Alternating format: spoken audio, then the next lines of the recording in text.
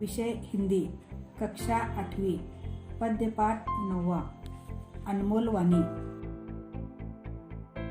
संत कबीर, जन्म लगभग 1398, उत्तर प्रदेश, मृत्यु लगभग 1518, उत्तर प्रदेश।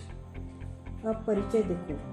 भक्तिकालीन निर्गुण काव्यधारा के संत कवि कबीर मानवता एवं समता के प्रबल समर्थक थे। प्रमुख कृतियाँ साखी, सबद, रमैनी, इन तीनों का संग्रह बीजक नामक ग्रंथ में किया गया है। भक्त सूरदास, जन्म लगभग 1478, आगरा, उत्तर प्रदेश, मृत्यु 1563 से 1591 बीच। अब परिचय देखो। सूरदास जी वात्सल्य रस के सम्राट माने जाते हैं। आपका नाम कृष्ण भक्ति धारा को प्रवाहित करने वाले कवियों में सर्वोपरि है। प्रमुख कृतियाँ सूरसागर, सुरसावली, साहित्य लहरी, नल दमयंती आदि। पद्य संबंधी जानकारी सुनो। यहाँ संत कबीरदास ने अपने दोहों में मनुष्य को सद्गुणों को अपनाकर आगे बढ़ने को कहा है। भक्त सूरदास रचित यह पद सूरसागर महाकाव्य से लिया गया है। इसमें श्री कृष्ण की बाल सुलभ लीलाओं का वर्णन किया है। अब बच्चों, हम कविता की ओर देखते हैं और भावार्थ समझ लेते हैं। जैसा भोजन खाइए तैसा ही मन होय, जैसा पानी पीजिए तैसी बानी होय। शब्दार्थ देखो।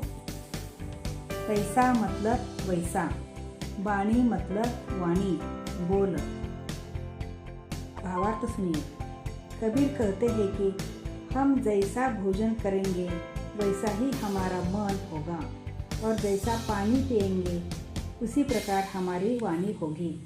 कबीर के अनुसार यदि हम ईमानदारी से कमाया हुआ सात्विक भोजन करते हैं तो हमारे विचार व्यवहार पवित्र होंगे, और यदि हम बेईमानी से कमाया हुआ तामसी भोजन करते हैं तो हमारे व्यवहार व विचार में वह अपवित्रता दिखाई देगी। ऐसी बानी बोलिए मन का आपा खोय, औरन को शीतल करे आपो शीतल होय। शब्दार्थ देखो बच्चों। आपा मतलब अहंकार, आपो मतलब स्वयं। अब भावार्थ देखो बच्चों। कबीर कहते हैं कि हमें अपने मन से अहंकार का त्याग करके ऐसे मीठे और नम्र वचन बोलने चाहिए जिससे दूसरों के साथ साथ स्वयं को भी सुख और शांति प्राप्त हो। कबीर के अनुसार मीठी वाणी से सुख शांति प्राप्त की जा सकती है। बुरा जो देखन में चला, बुरा न मिलिया कोय, जो दिल खोजा अपना, मुझसा बुरा न कोय। शब्दार्थ देखो। कोय मतलब कोई, खोजा मतलब खोजना।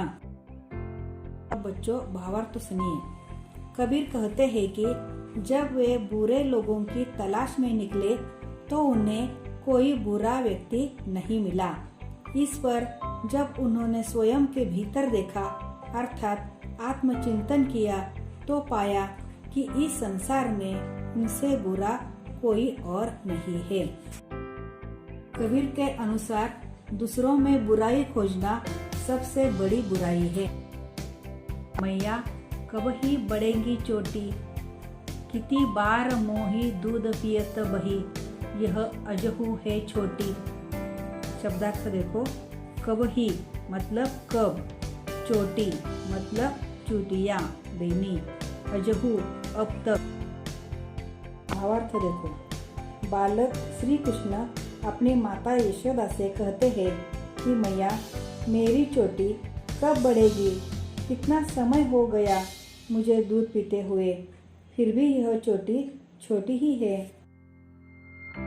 तू जो कहती बल्कि बेनी जो हवई है लांबी मोटी, कांचो दूध पियावत पची पची, देत न माखन रोटी। सूर श्याम चिरंजीवो दोऊ भैया हरि हलधर की जोटी। शब्दार्थ देखो। बल मतलब बलराम, कांचो मतलब कच्चा, पियावत मतलब पिलाना, पची पची मतलब बार बार, चिरजीवो मतलब लंबी आयु, दोऊ मतलब दोनों, हरि मतलब श्री कृष्ण, हलधर मतलब बलराम।